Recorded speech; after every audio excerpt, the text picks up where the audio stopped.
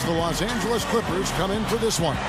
2K Sports is proud to present NBA basketball.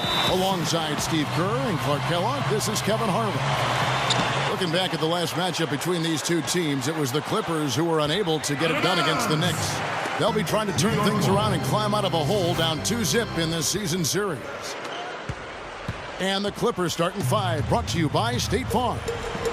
In the front court, it's Caron Butler, Blake Griffin, and DeAndre Jordan. It's Chris Paul and Chauncey Billups at the 1 and the 2. And for New York, at the 3, 4, and 5, we've got Carmelo Anthony, Amari Stoudemire, and Tyson Chandler. J.R. Smith out there with Felton.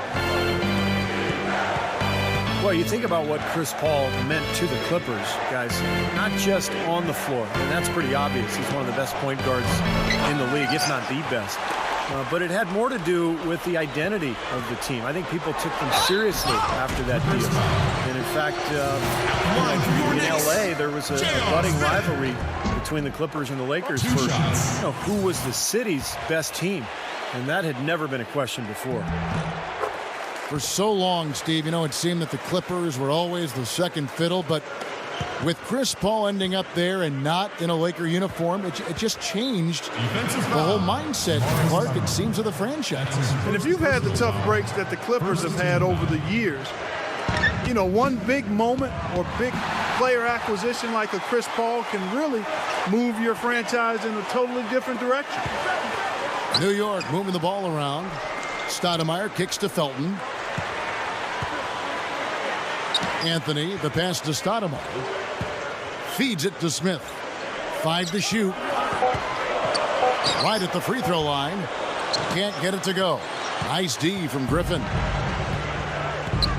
And guys, Caron Butler was a solid addition to the Clippers last year. He signed a 3-year deal, which was surprising given that he was coming off major knee surgery.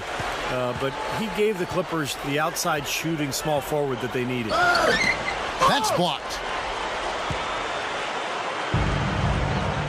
And it's out of bounds. The Knicks will take it the other way. I'll tell you what, that's just a major unforced error right there, guys.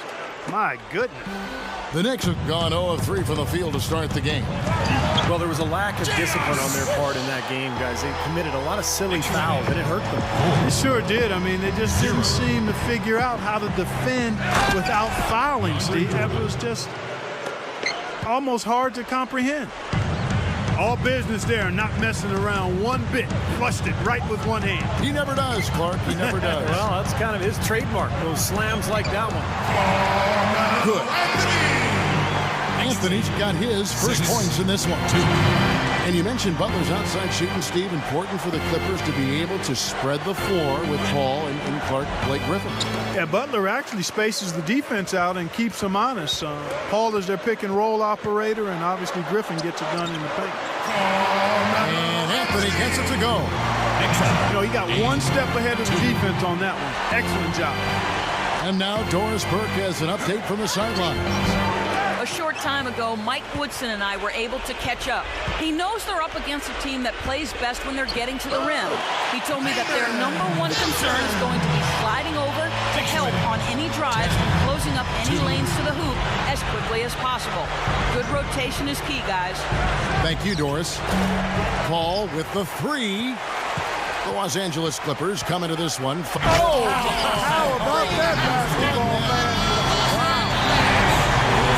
Same page, no question. That chemistry has helped them jump out to this big first quarter lead. A cohesive team can beat a talented one almost every time. A different look for New York. Quentin Richardson's checked in for Stoudemire. Iman Shumpert has come in for J.R. Smith. And Jason Kidd has subbed in for Raymond Felton. Tony Turioff, he's checked in for the Clippers. For the better part of the history of the NBA, Kevin, the Knicks have been a fixture in the playoffs. And up until the last few years, they had missed out, but it looks like they're back now. And here is Shumpert following the 3 from Chris Paul. Over Billups. And there's another one for the Knicks. This has been an offensive explosion because they are on fire.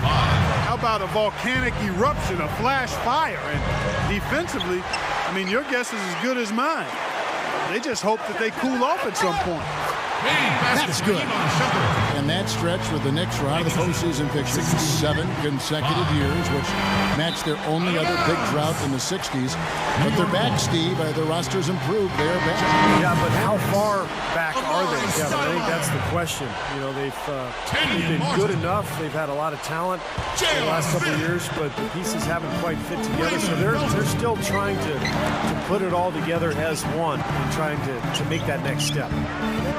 Looking at who's out there now for the Knicks. Stoudemire's checked in for Chandler. Martin comes in for Carmelo Anthony.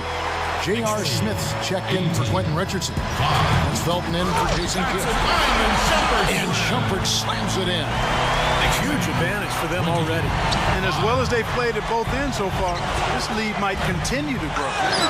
Well, I tell you what, that's fantastic defense on one of the best three-point shooters in the league.